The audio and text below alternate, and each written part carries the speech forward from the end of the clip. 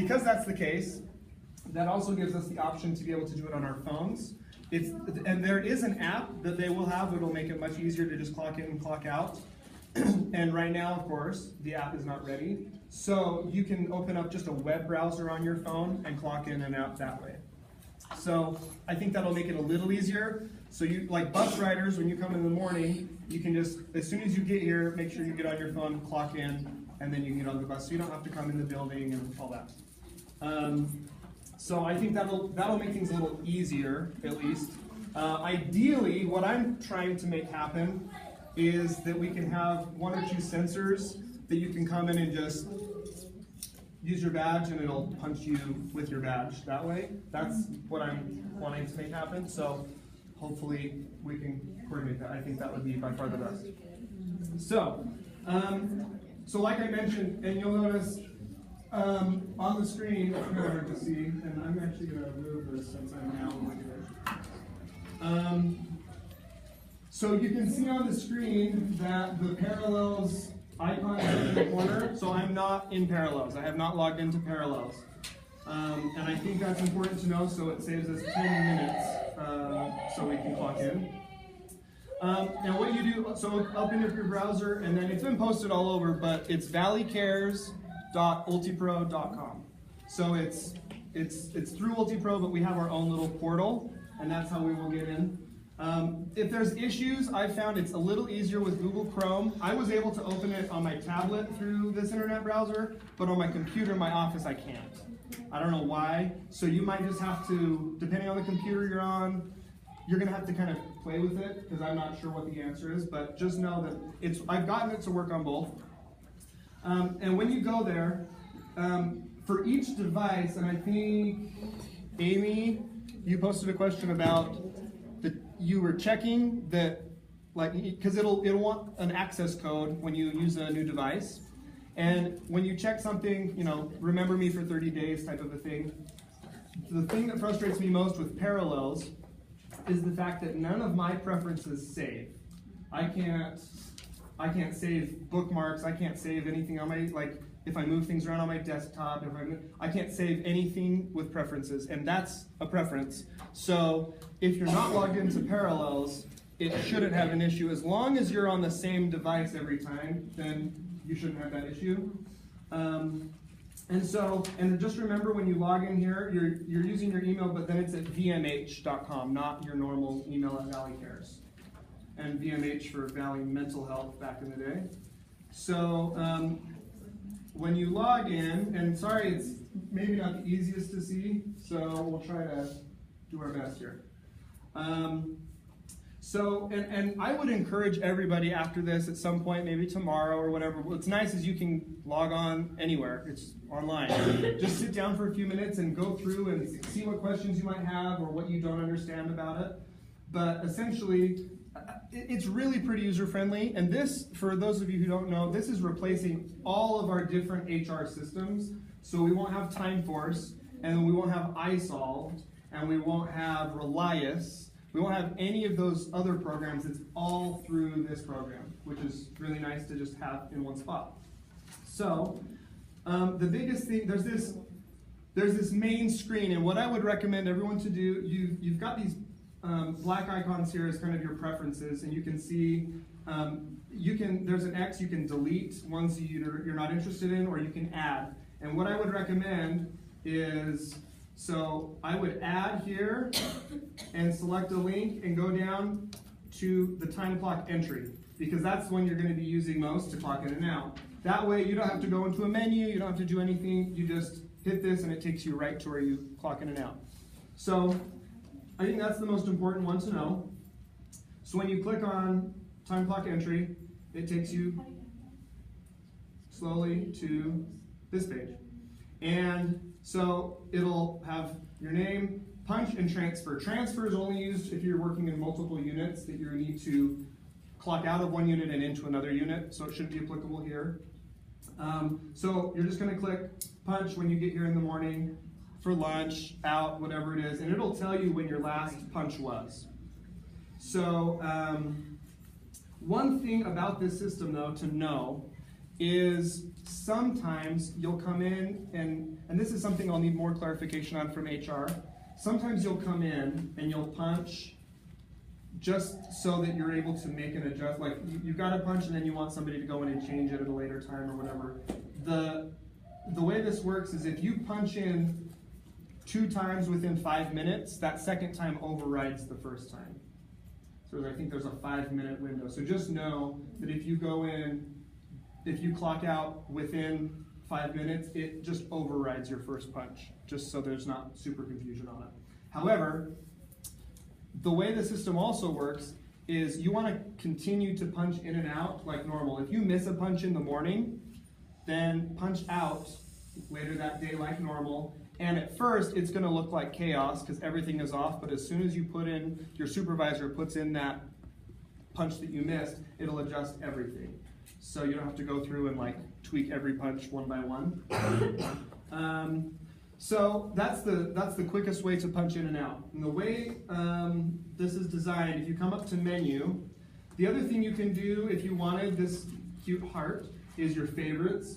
So you can add your favorites, so you can add your time clock entry there, other things. It's not like it's that hard to get to anything else because it's just one tab over, so I don't really get that, but whatever. So you can see you've got 2 different tabs, myself and my team. Myself, obviously being for me, all of my information. So this is another thing with this system, because it's replacing a lot of these other systems, I can come in and I can just update my address, I can update my phone number, I can update all those things with HR. We encourage you to all do that because we will then be able to run reports off of Ultipro as updated contact information for you guys, so we don't have to keep 5 different Excel files. And it's pretty simple. If you click on Personal tab, you have all this information, and you can come over here to change name, phone number, all sorts of these quick links that I think are fairly self-explanatory. I think most of us are more or less good with technology. But I think it's much easier to navigate than we've had in the past. Sorry, it's kind of hard to see. And obviously you can go over to different tabs where it'll specify specific information, but this is just the general overview. Next, on the myself, when I click on my company, nothing was really coming up, so I don't get that. Pay, this is where you can see your direct deposit, what account it's going to, with your taxes, what your deductions are, all those types of things. Then so if you wanted to come down to time clock entry, that takes you to the same screen that we went to punch in and out. So that's a different way to get there. Then in time management, that is where you're able to see your punches. So you can kind of review everything, and you're going to have to change your view and change other things. So like today, I was just like in my office, I got on and I punched in at 1:28, and just right now with you guys, I clocked out at 3. So it kind of tells you, it kind of breaks down how many hours and all those things, so you can verify those things. If you anticipate problems, then you can communicate that. But just like in the past, your supervisor is the one who has to make changes. I so wish that wasn't the case. That just doesn't make any sense to me that you couldn't go on and change your own, because the supervisor will end up verifying it anyway. That's their double check, but that's the way it is. So,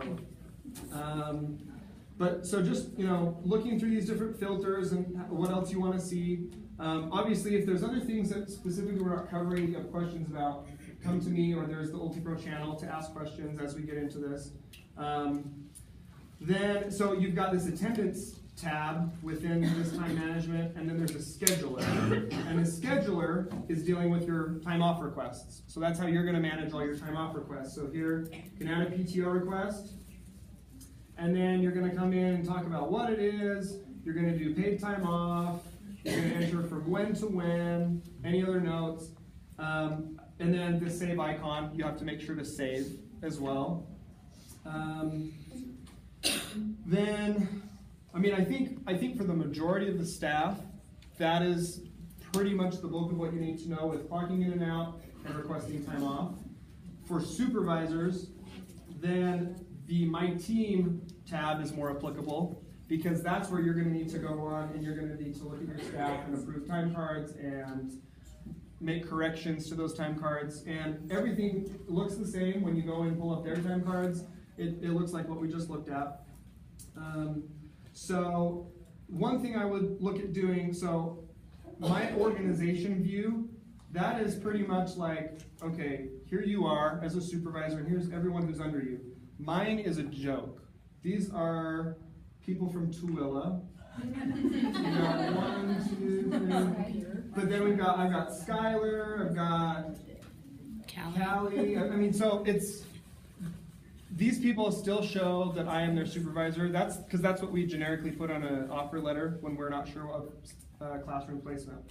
So what I would suggest doing is for each supervisor to get on and make sure that everybody who is in your class is actually listed under you. If that's not the case, then send us a Slack message so that we can submit a PAN to change the supervision from wherever they are to the right place. That way you have access to making sure you're making the corrections on their time card, approving PTO, because if they're not showing up here, we're going to run into issues for approvals and things. So that's one thing I would suggest you check. Probably regularly as things change in your class and other things. Then if you go to my team and then time management, it's the same type of a thing where this is a summary type of a tab. But if you go into the timesheets, it's going to show you, and the frustrating part about training on this at this point is that there's no data in to actually see what it's going to look like with all the different time punches, and I wish I wasn't even trained with that, so I'm also imagining with you. But I feel like it'll be straightforward enough where you're able to go in, add a time punch if somebody missed it, and just make sure that you're saving work and all those things when you go in. The other part of this for supervisors, and it's good for everyone to know, I think, but there's this little to-do tab up here that when people submit PTO requests to you guys, there'll be little icons like you've got 2 to-do items, and those are like PTO requests you guys need to approve or something like that. And so it'll just kind of show you all the details of what that person typed in for their PTO. Can I ask a quick question about the PTO? Yeah. Full-time always needs to come in, but since part-time don't actually get PTO, do they still need to schedule that time off through the time entry?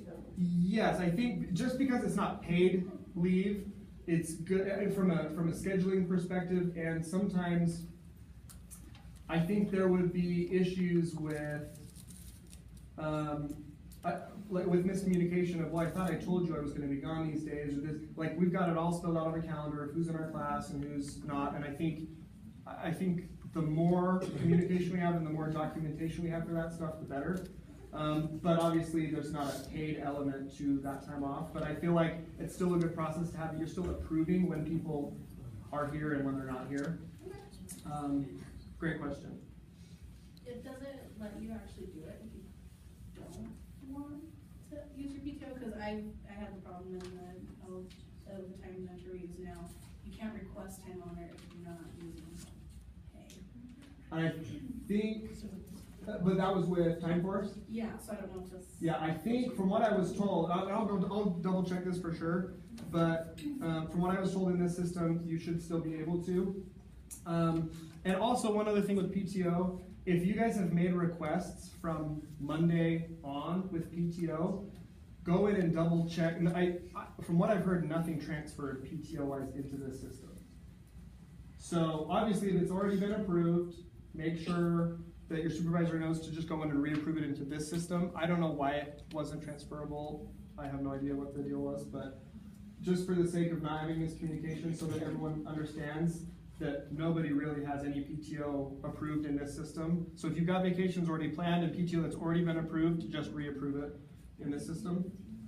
And I think that might be a good double check if you need to open up TimeForce supervisors to go in and see what PTO has already been approved. So if you get a request for like next week and you never approved that, you know that's a new request versus, you know, I think it would be good to just have that TimeForce to check.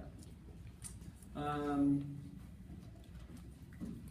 think that's pretty much it. I guess for other things for your personal, this is where you can